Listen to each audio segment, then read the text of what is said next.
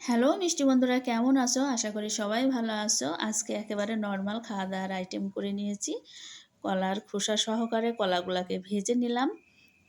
আর এবার আলু ভাতে মাখানোর জন্য আর ডাল সিদ্ধ মাখানোর জন্য পেঁয়াজ ভেজে নিলাম। এবার বাটা মাছগুলাকে ভেজে নেব।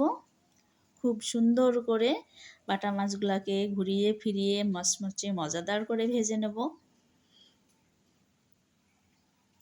তো আমার এক পিঠ মাছের ভাজা হয়ে গেছে। আমি আরেকটা পিঠ মাছের ভেজে নিচ্ছি খুব সুন্দর করে। দেখো মাছগুলো আমার ভাজা হয়ে গেছে।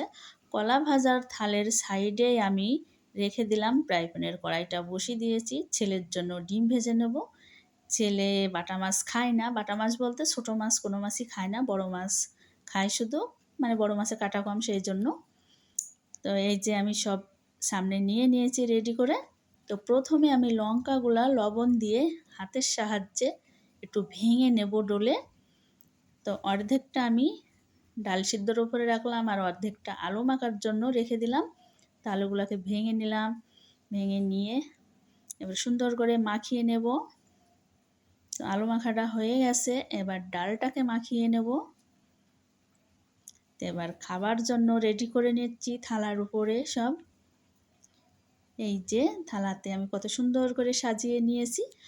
আর কলার খোসাটা সহকারে কলা ভাজলে না খেতে খুব সুন্দর টেস্ট হয়। আমি আগে জানতাম না, আমি এক নেমন্তন্ন বাড়ি খেতে গিয়েছিলাম।